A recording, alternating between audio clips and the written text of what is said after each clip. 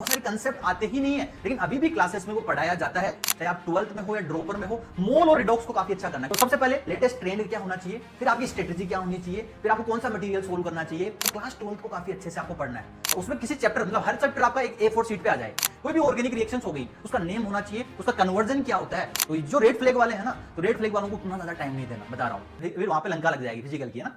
Hello everyone, hello बच्चों, कैसे आप सभी लोग। तो सभी बच्चों को ये तो पता होता है कि सर आजकल केमिस्ट्री के अंदर थोड़ा आसान पेपर आ रहा है जेईई मेंस के अंदर, लेकिन नॉट ओनली जेईई मेंस बता देता हूं बच्चों ना, जे एडवांस के अंदर भी अगर लास्ट 3-4 इयर्स का पेपर देखोगे अपने चैनल्स पे, इस पर हमने वीडियो डिस्कशन किया था, तो सवाल बहुत रिलेटिवली आसान भी थे, बहुत इजीएस्ट मेंस लेवल के भी थे। तो आप मेंस की तैयारी करते हैं ना सही से, अगर आप करते हो तो एडवांस के अंदर केमिस्ट्री में अच्छा खासा स्कोर कर सकते हो। तो अभी मैं आपको दोनों का ट्रेंड एनालिसिस बताऊंगा बच्चों। कोई भी एग्जाम्स की जब आप तैयारी करते हो, जो कई सारे बच्चे 11th में होंगे, वो आईटी जेईई की तैयारी करने के लिए सोच रहे होंगे, कई सारे बच्चे 12th में हैं या ड्रॉपर में, जिनको पता है कि अभी मेरे पास 6 मंथ्स और बचे हैं। Yes, you can change the game in last 6 months also, ना। तो वो सबसे पहले आपको पता होना चाहिए ट्रेंड एनालिसिस क्या चल रहा है। तो उस हिसाब से अगर आप तैयारी करोगे, तो मैं कह रहा हूं 6 मंथ्स भी इनफ होते हैं। और जो 11th में है तो उनके पास सफिशिएंट टाइम है, तो उनको पहले से क्लैरिटी होनी चाहिए, ताकि 12th के अंदर जब वो आए तो आपको दुख ना हो, ना। ओके, फिर उसके बाद में आपको एक स्ट्रेटेजी होना चाहिए कि आप कौन सा स्ट्रेटेजी केमिस्ट्री के लिए फॉलो होना चाहिए, मैं बता देता हूं। ओके, उसकी भी हम बात करेंगे, इंडिविजुअल सब्जेक्ट्स की बात करेंगे। तो लेटेस्ट ट्रेंड के हिसाब से आपका स्ट्रेटेजी क्या रहना चाहिए, one of the best strategy मैं आपको बताने वाला हूं। ओके, उससे आप कम टाइम में मैक्सिमम एफिशिएंसी आप अपनी ला पाओगे। और उसके बाद में फिर हम देखेंगे कि कौन कौन सी बुक सवाल आप कर सकते हो, या शॉर्ट नोट्स कैसे बताना है ना, शॉर्ट नोट्स कैसे बनाएंगे, उसके लिए मैं आपको यहाँ पे डेमो दूंगा, जो मेरे खुद के शॉर्ट नोट्स होते हैं ना, वो सब कुछ।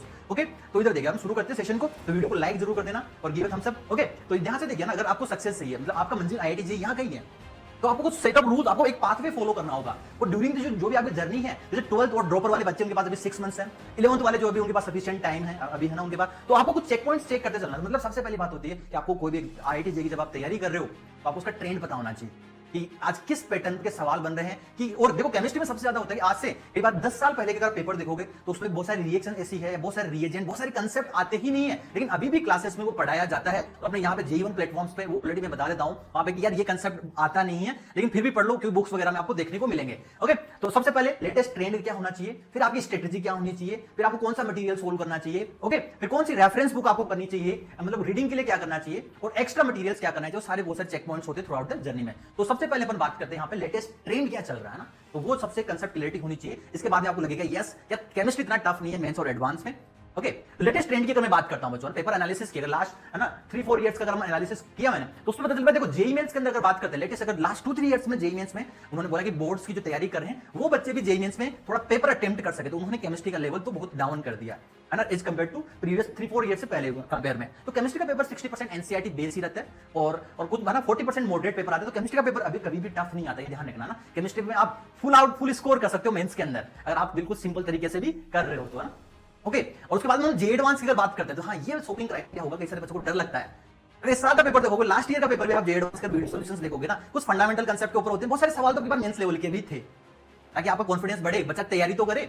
ओके, है ना। टेस्ट सीरीज जो आप किसी भी इंस्टीट्यूट में आप ज्वाइन करते हो ना, वहां बहुत सारे टफ सवाल होते हैं, तो उससे क्या हमें लगता है कि नहीं केमिस्ट्री इज वेरी हार्ड, ऐसा नहीं है। मॉडरेट लेवल के इस बार अगर आप पेपर डिस्कशन देखोगे ना, बहुत कुछ फंडामेंटल कांसेप्ट्स पे थे, और आपने जेईई मेंस की तैयारी करी है, तो आराम से पूरा 70-80% केमिस्ट्री का पेपर आप कर सकते हो, अगर आपने केमिस्ट्री में ऑर्गेनिक में मैकेनिज्म्स और सही से अगर न्यूमेरिकल सोल्व किए हैं तो 20% इज नॉट टफ। 20% ये बहुत कंसेप्चुअल टाइप का होता है, जहां पे सवाल आपने लेंदी सवाल अगर आपने सोल्व किए हैं, कि है ना, प्रॉब्लम सोल्विंग अप्रोच वो चेक करते हैं, तो उस वाले पोर्शन को हम बोल सकते हैं।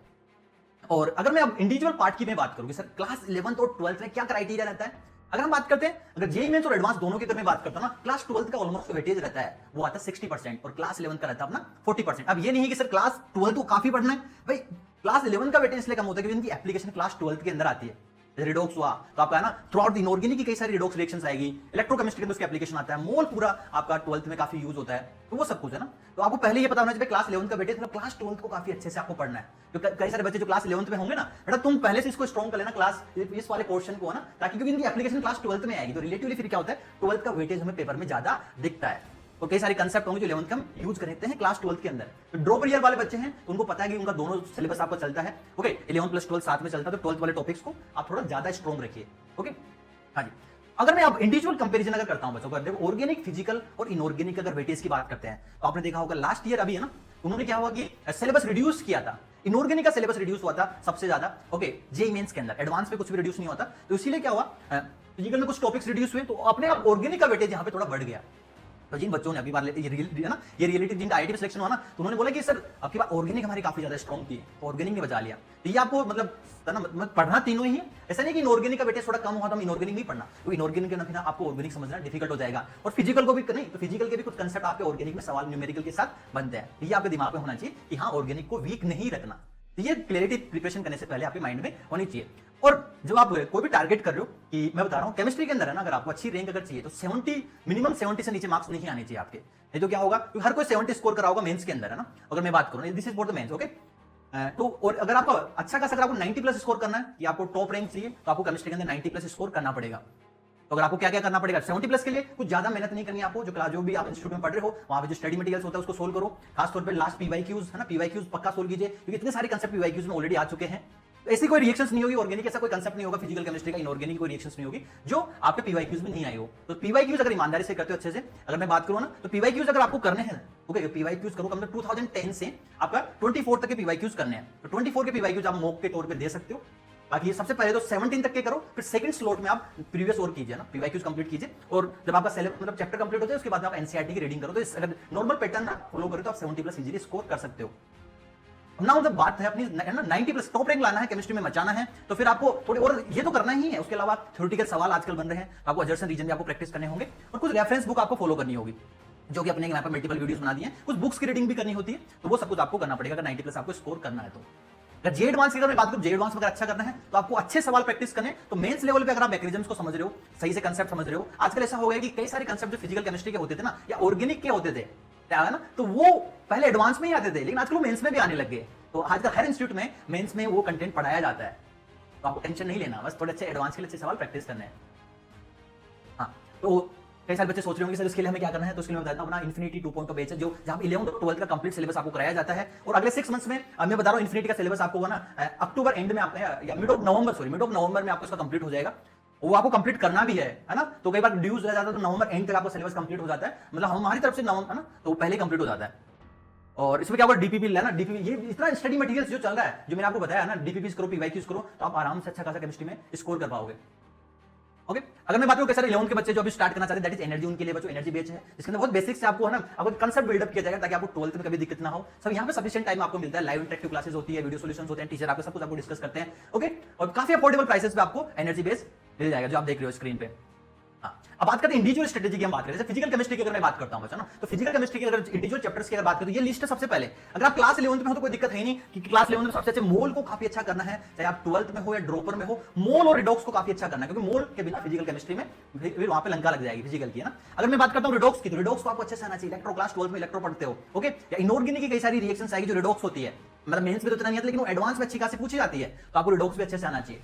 तो मतलब यहाँ पे डिफरेंट जो चैप्टर्स है, इनको आपको जो जैसे ग्रीन फ्लैग आपको दिए गए हैं, ग्रीन फ्लैग, येलो फ्लैग और रेड फ्लैग, है ना। ओके, तो रेड फ्लैग वाले वो चैप्टर्स है जो मेंस में नहीं है, इंक्लूडेड नहीं है, तो इनको एडवांस के लिए सबसे लास्ट में पढ़ना है।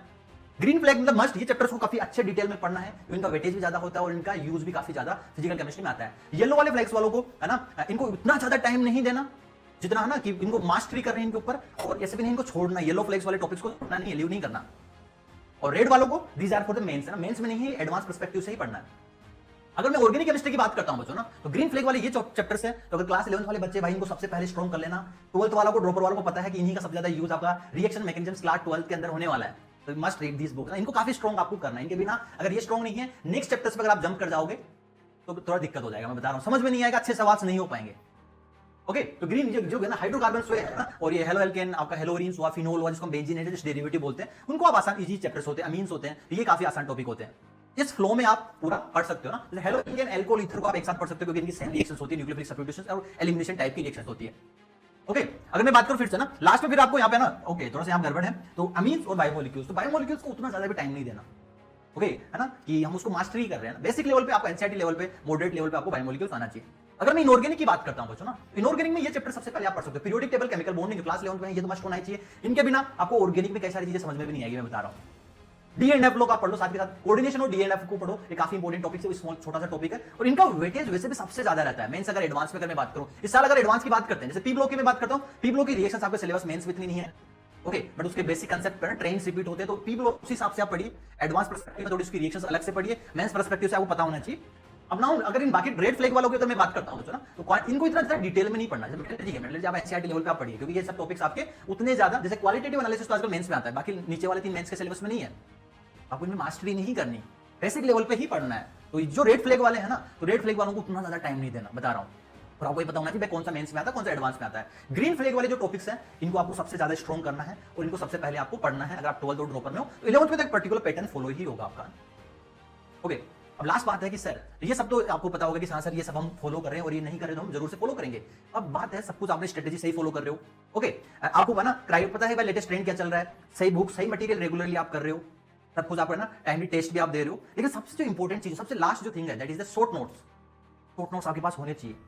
जब आपका टेस्ट होता है ना, तो आपको शॉर्ट नोट्स ऐसी चीज होती है जो खुद के बनाए हुए होने चाहिए आपके, और उसमें किसी चैप्टर, मतलब हर चैप्टर आपका एक A4 शीट पे आ जाए, मैं बता रहा हूं, है ना, एक चैप्टर क्या A4 शीट क्या है ना, फ्रंट और बैक साइड में आ जाए। तो शॉर्ट नोट्स कैसे दिखने चाहिए आपके ना, जैसे कि सपोज आप ऑर्गेनिक या शॉर्ट नोट्स बनाने से आपने वो किसना रिडक्शन, क्लीमेंस रिडक्शन आपने पढ़ा, तो इनका नाम होना चाहिए, कौन सा रिएजेंट यूज होता है और इनका कन्वर्जन क्या होता है। तो आपको पता होना चाहिए कीटोन, एल्डिहाइड कीटोन एल्केन में कन्वर्जन होता है। इस तरह से आपके नोट्स होने चाहिए, इनका मैकेनिज्म्स नहीं होना चाहिए। कोई भी ऑर्गेनिक रिएक्शंस हो गई, उसका नेम होना चाहिए, उसका कन्वर्जन क्या होता है, उसका शॉर्टकट्स क्या होता है, वो भी आपका नोट्स में लिखा होना चाहिए, मैकेनिज्म्स नहीं होने चाहिए।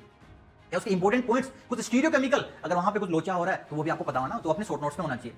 जैसे कि बहुत सारे रिएजेंट्स होते हैं कि सर इनके शॉर्ट नोट्स कैसे बनाएं। अब जैसे कि अगर यहाँ पे आप देखोगे कि डिफरेंट ऑर्गेनिक में रिएजेंट्स आते हैं।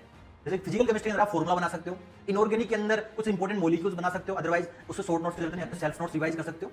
अब सिर्फ ऑर्गेनिक में काफी रिएजेंट्स होते हैं, जैसे कि LH हुआ, NaBH हुआ, डाइबोरेन, कैटालिसिस। आप देखोगे भाई कौन सा, सारे फंक्शनल ग्रुप आपने लिख लिए, ओके। अब किसके पॉजिटिव टेस्ट, मतलब कौन रिएक्ट करेगा नेगेटिव, वो रिएजेंट उस पर्टिकुलर फंक्शनल ग्रुप के साथ रिएक्ट नहीं करेगा, और आपने लिख दिया कि अगर रिएक्ट करेगा तो फाइनल टेस्ट में कन्वर्ट होगा।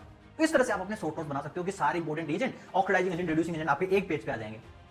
तो ये काफी आसान होगा। आप मुझे बताइए, कोई पर्टिकुलर चैप्टर्स होता है उसमें मल्टीपल है ना, आपकी नोटबुक्स पूरी फिल हो जाती है, उसको रिवाइज करने बैठोगे, या आपको जब आपके स्क्रीन के आपके सामने डेस्क पे आपके पता होगा कि 10-15 पेज में पूरी ऑर्गेनिक आ गई आपकी, है ना, 4-5 पेज में पूरा फिजिकल आ गया, 2-3-4 पेज में पूरा इनऑर्गेनिक आ गया, तो आपको जब सामने 20 पेज होंगे तो वो ज्यादा आसान आपको दिखेगा, आपका है ना माइंड उसी तरह से होगा कि हाँ बस 20 पेज तो रिवाइज करने हैं। ओके, इस चीज को आप समझिए ना। ओके बच्चों, तो इसी स्ट्रेटजी को आपको फॉलो करना है। और डिफरेंट बैचेस में आपको 11th और 12th का कंप्लीट सिलेबस इन्फिनिटी 2.0 में आपको कराया जाता है, जहां पे लाइव इंटरेक्टिव क्लासेस और डीपीपीस वगैरह आपको मिलती है, सारी वीडियो सॉल्यूशन यहाँ पे टीचर को डिस्कस करते हैं। और यहाँ पे मोटिवेशन सेशंस पे आपको टीचर अपने लेते हैं, तो इंटरेक्टिव क्लासेस होती है, सारी लाइव इंटरेक्टिव होती है। ओके, तो आप इसको ज्वाइन कर सकते हो, जो बच्चे है ना 11th और 12th दोनों कंप्लीट सिलेबस करना चाहते हैं। और जो बच्चे अभी है ना क्लास 11 का सिलेबस करना चाहते हैं, जो अभी प्रिपरेशन करने की सोच रहे हैं, one of the most affordable batch है, जिसमें आपके टीचर लाइव इंटरेक्टिव क्लासेस के साथ पूरी टीम मिलकर आपको पढ़ाती है। ओके, जिसमें आपको सारा स्टडी मटेरियल्स मिलता है, इसी बैच के साथ आपके टीचर्स वही मटेरियल डिस्कस करते हैं। ओके, तो मिलते हैं इन बैचेस में अगर आप इनरोल करने की सोच रहे हैं। ओके बच्चों, and wish you all the very best.